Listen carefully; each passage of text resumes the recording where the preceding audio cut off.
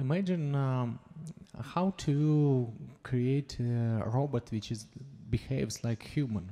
So I think this kind of robot needs a lot of feedback from pretty similar which our kids get from parents. So if this robot does something wrong, he has negative feedback and learn to behave differently. And if there are many robots who exchange their experience and they get their own judgment what is good and not good, they will get evolved into behavior like human one. So, Reese, I'm passing this panel to you, please. So this is going to be a session about blockchain and biotech. And the two aspects of biotech that we're going to talk about is sort of biotechnology, as in pharmaceuticals, biology, research, that kind of thing, and then blockchain in medicine and some of the categories of that. And so we have three other panelists who are experts at various aspects of this. And so maybe each person can introduce themselves and we'll get started. Hi, my name is Jorden Woods, and I'm with a company called Double Nova Group, also with StarChain Ventures. We're a VC firm that's focused on blockchain investments, and healthcare is a particular area. I'm a serial entrepreneur and have actually done quite a few companies and have been involved with blockchain for the last 18 months.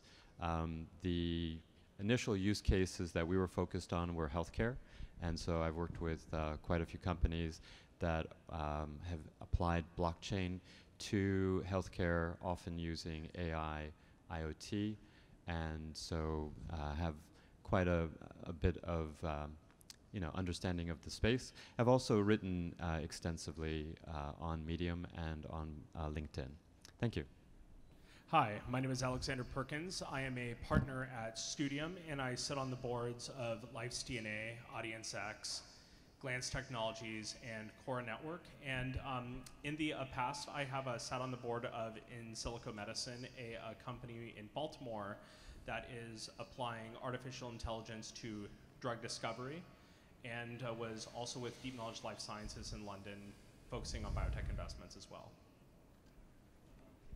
So hi, my name is Jochen Kumm. I'm the founder of HEALIO AI, and my experience is primarily doing artificial intelligence and genomics in healthcare.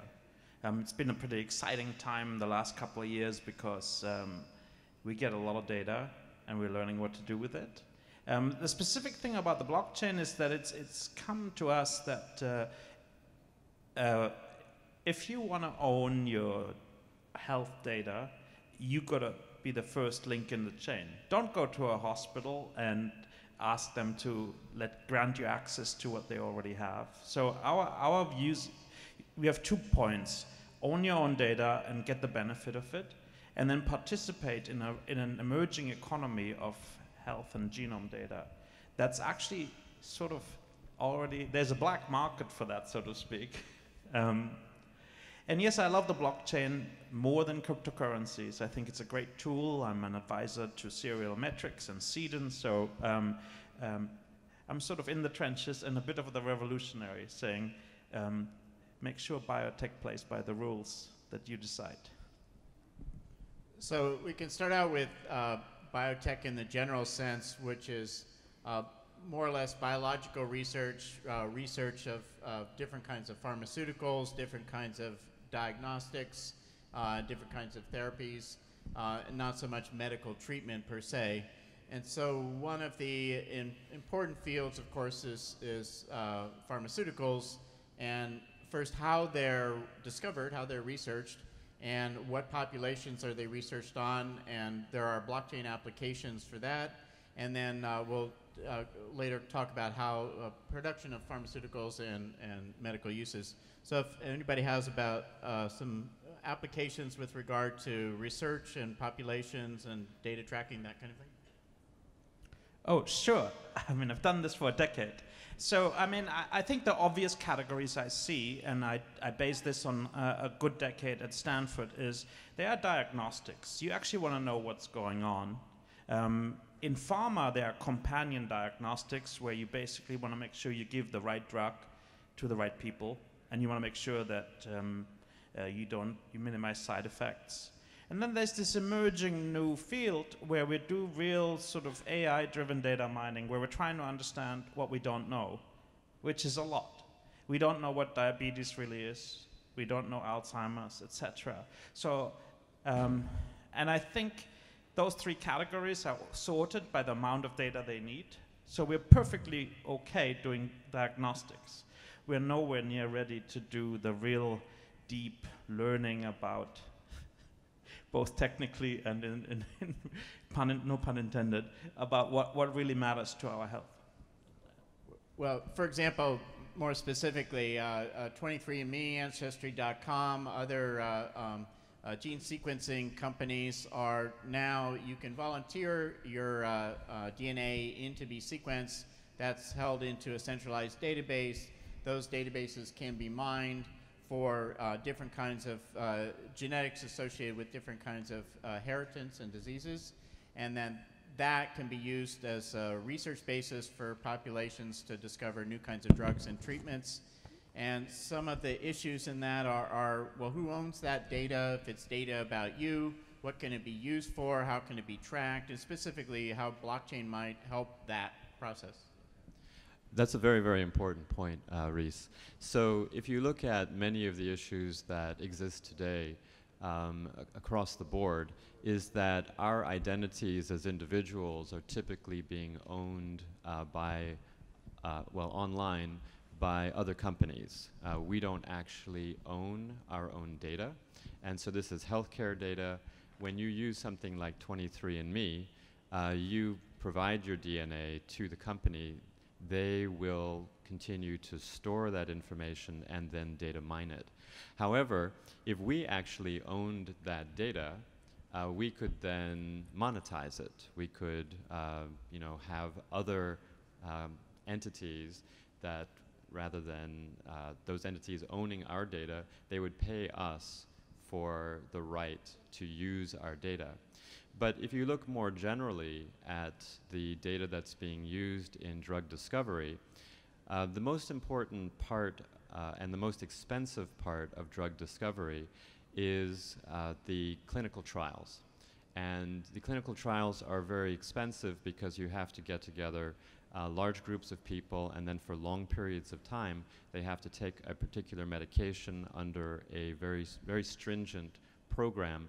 And you typically get a very large amount of attrition. It's about 40% of people drop out.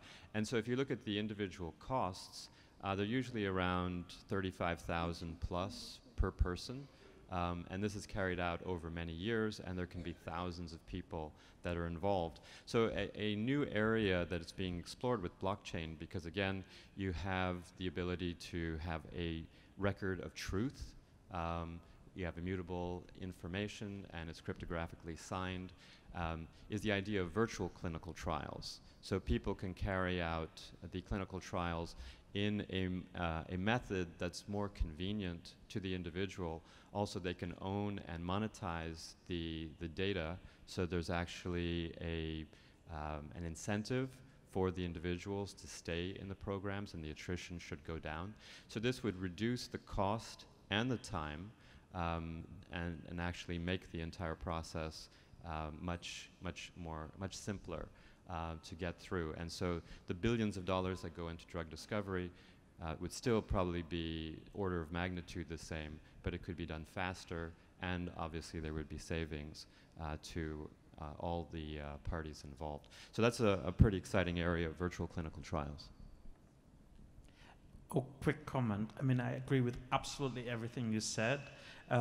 So in terms of speeding it up and making it easier, one of the things that matters, I think, is that it makes it much easier to look at rare diseases. Makes it much easier for people to take the initiative and build their own clinical trial. And referring to the previous panel, if you're concerned about bias in analysis, you can form your own community. Blockchains are wonderful tools to do that kind of thing. And so maybe the big impact will be when people start voting on or truly participating in where we take this research. How would you see that working with regard to blockchain specifically? Somewhat simplified, but if you own your data, and many blockchains now give you some very nice abilities to connect with other people while maintaining privacy. You will hear zero knowledge proof.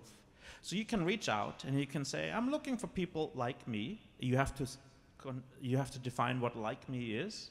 And I want to get together, share information. That's actually, it's a well-documented case in terms of cancer patients. They really want to do that. They don't have that ability. Blockchain makes that quite easy. On the other hand, from biotech, if you have a specific question that you want to ask, or you're a researcher, instead of waiting 2 to 3 years to build a clinical trial and see whether this is even possible, you could do a certain amount of in silico clinical trial design.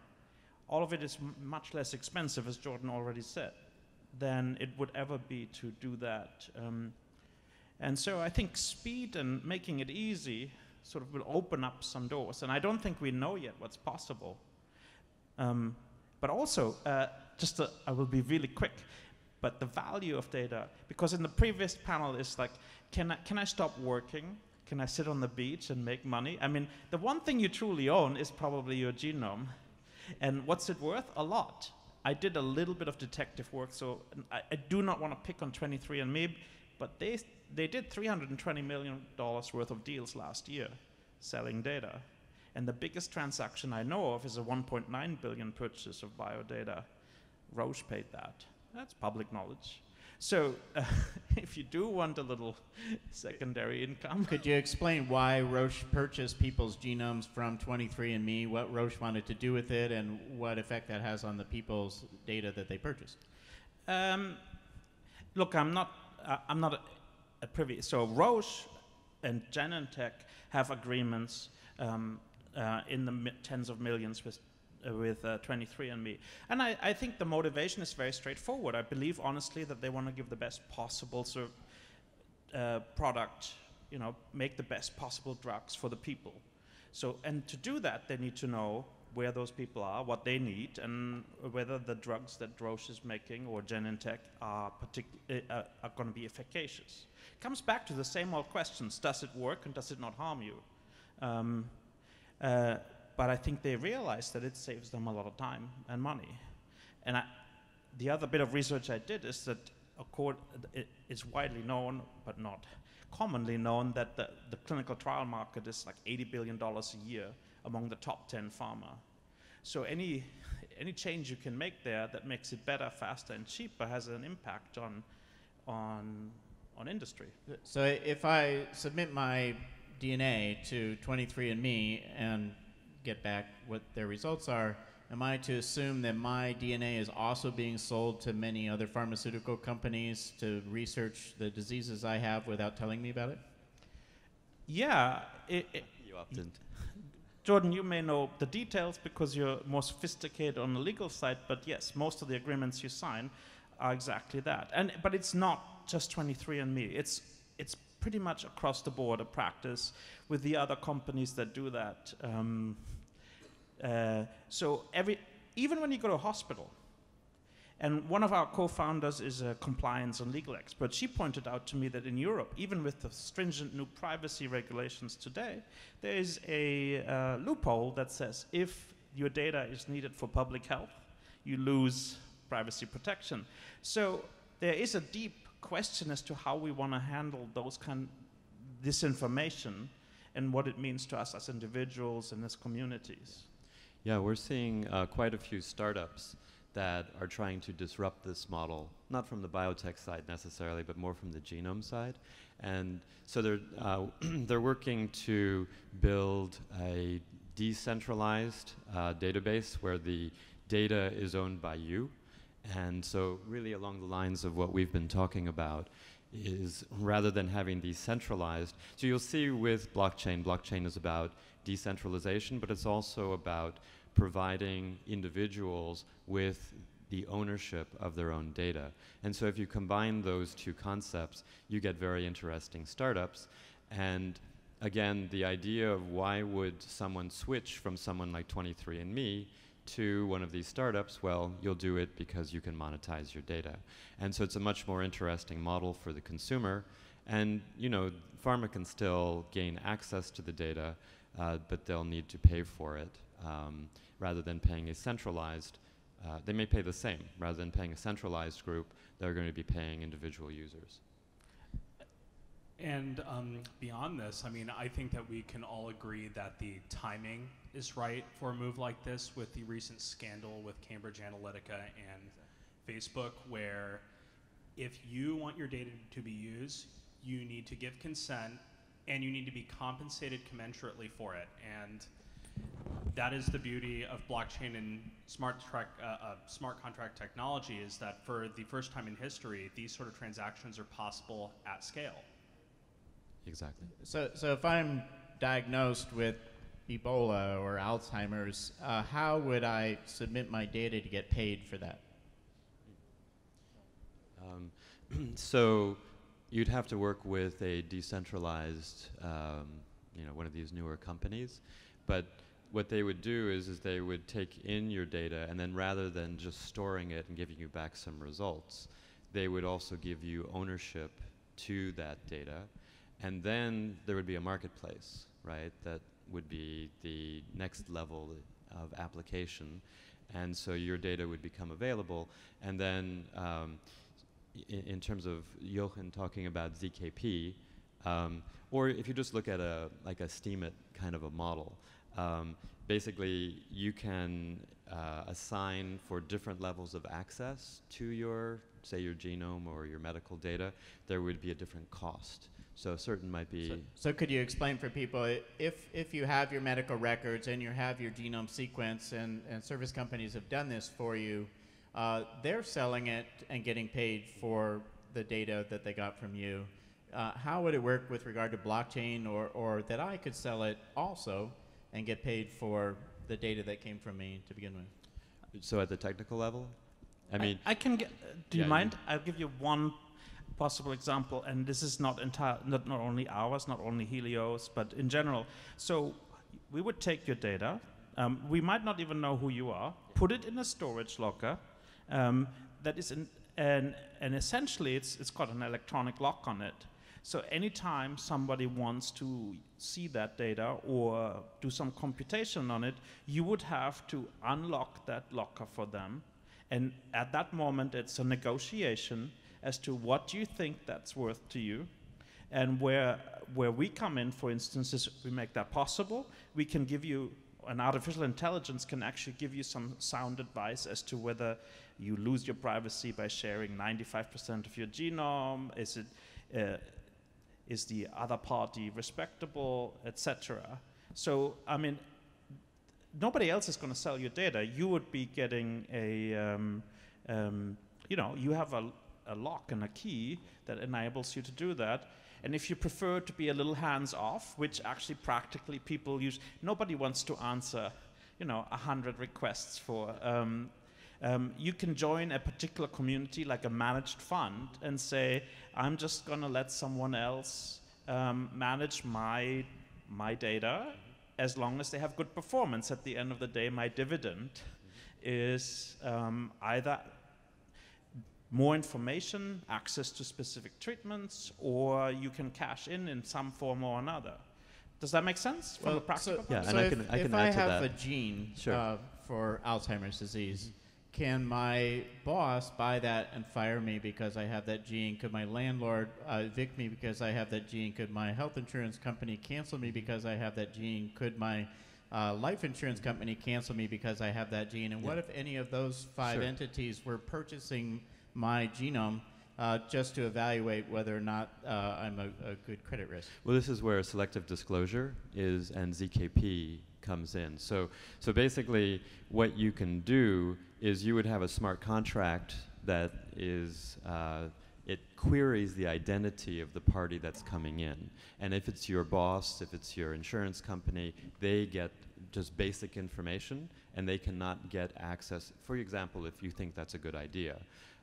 So it's controlled by the user, and the user would say, oh, I have some bad information in here. If it's a medical company and they're going to pay me top dollar because it's actually going to be used for medical research, yes, I'll sell it to them. And your smart contract would get set up to do that.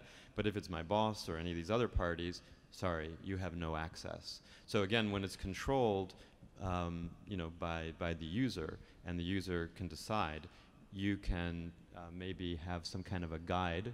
And I've just written an article, in maybe 5-10 years, most transactions like this will be bot transactions. So there'll be an AI bot that will go in to make the purchase. You'll have an AI assistant which will know the parameters of your smart contract, and it will carry out that transaction while you sleep, etc. So all of these, because you have the smart contract in order to automate it, can be done with an AI. And if you do it on a ledger, you can also, there's a certain amount of reputation building, as in many blockchains. Yes. If your doctor or your clinic is found to pass on the information, you could know. It's very hard to hide. And so I think that's a big benefit because, for the obvious reasons that they have a strong incentive not to do that because it would be obvious and it would ruin reputation, whereas right now it's not obvious at all. So that was a bit of discussion about disclosing your genetic information or medical information into a blockchain and maybe getting paid for it and some of the downsides of that. Other applications of blockchain in biotech, for example, it's mentioned chain of custody or the production of pharmaceuticals. Does anybody want to speak to some of those applications, risks and benefits?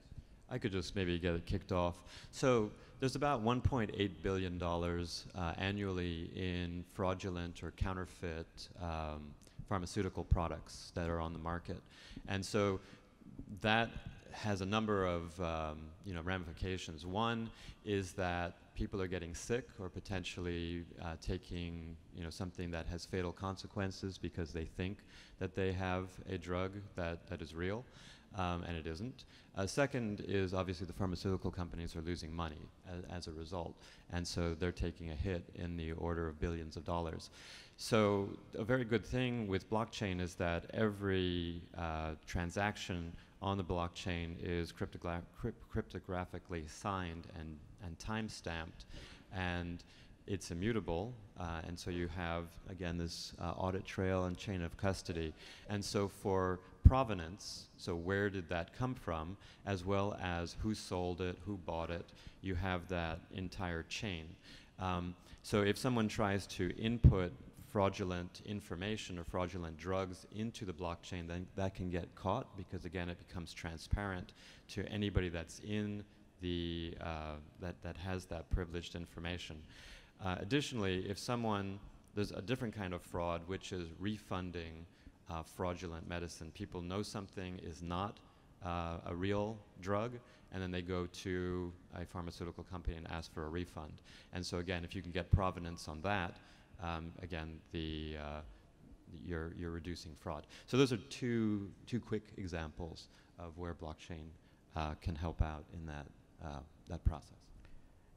This is, I just know that people sometimes have, in a public health setting, have trouble tracking down where drugs go. A specific example is a BBC reporting series, investigative reporting, that showed that one of the pharmaceutical companies, actually the particular set of reps, sent vast amounts of addictive drugs to parts of Africa. It took them a long time to trace that back. On a blockchain, that would be hard to hide. As an example of, it's along the same lines. A no-trust system is good because... So this is the public ledger of the chain of custody of different aspects of pharmaceuticals or food or other sorts of things. Are there other blockchain applications in biotech that are similar or useful?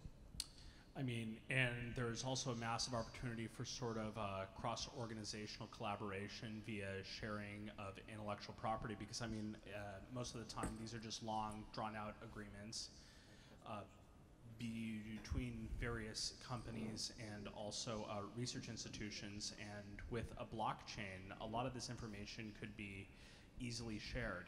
and payment could be insured on it. So.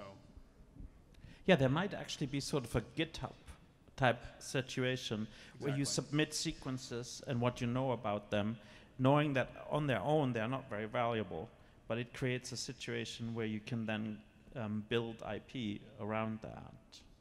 And I worked in Africa for a little while, and I mean, I just want to say it took us 5 years to figure out whether there were specific mutations in people that would give them resistance or even immunity against HIV. Huge effort, because the data were distributed. So there are practical use cases that could happen very easily. Yeah, another one just quickly. Obviously, there's the opioid epidemic here in the U.S., and there are cases of people selling addictive drugs into Africa, as Alex and Jochen have talked about. But I think you can, again, track down to the level of the doctor and the pharmaceutical company. And so, the lack of transparency that we have in the system right now, you can much more rapidly find people that are abusing the system.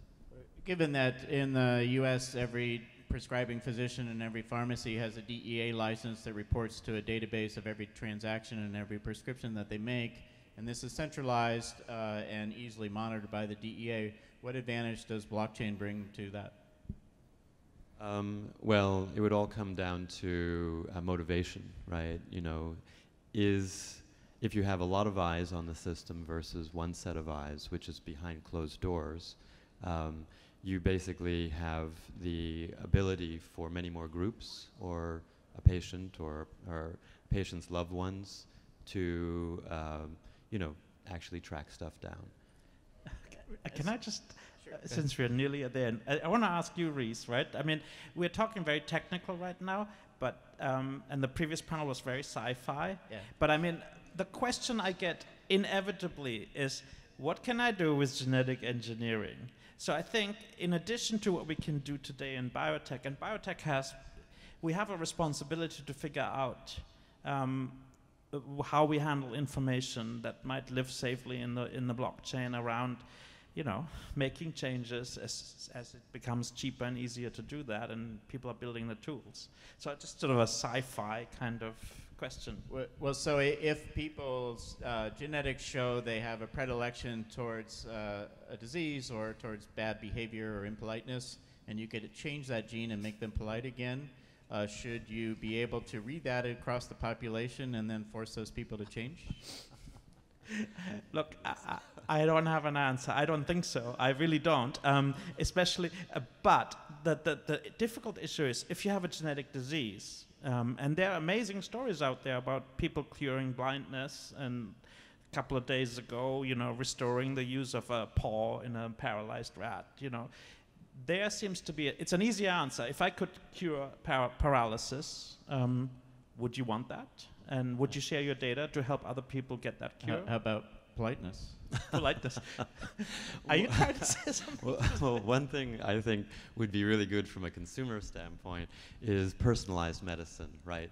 So if we actually have a personal health record that we own, and there's population health data that is, longitudinal, it's across, large swaths of the population, and it's rapidly accessible. You could bring in artificial intelligence. So if we go into the sci-fi, you can bring in artificial intelligence. So say you go to the doctor, you provide your personal health record, which has your genetics and a lot of information. You have population health that can also be added. An AI assistant would work with the doctor in order to understand your condition, maybe narrow things down to a few cases. The doctor could then look at that, choose one, prescribe some medication, for example, and then you could use 3D printing to print out, based on your genetics, at the doctor's office, a particular set of medication. So are there medical, either diagnostics or therapeutics kind of applications similar to that? Yeah, I mean, it's moving so fast that, yeah, a lot of times, well, there are two basic categories. Sometimes we have a treatment, we have the solution, we just don't know what the problem is. And that's an easy one. So the more data you can access quickly, the better that is. So I think that's the obvious one. But I mean, the tools that are being built from 3D printing organs to designing gene therapies that reestablish function, etc. So, and many of them are personal. I mean, we can actually edit the genome now. I mean, that is probably going to be a Nobel Prize very soon. But what we can't do is edit a specific person's genome because we don't know enough about that. So there's still huge obstacles. But sometimes I wonder whether it's 2 years or 10 years that we're looking at, which we need IP for. 10 years ethically and 2 years unethically. Yes, and it matters which country.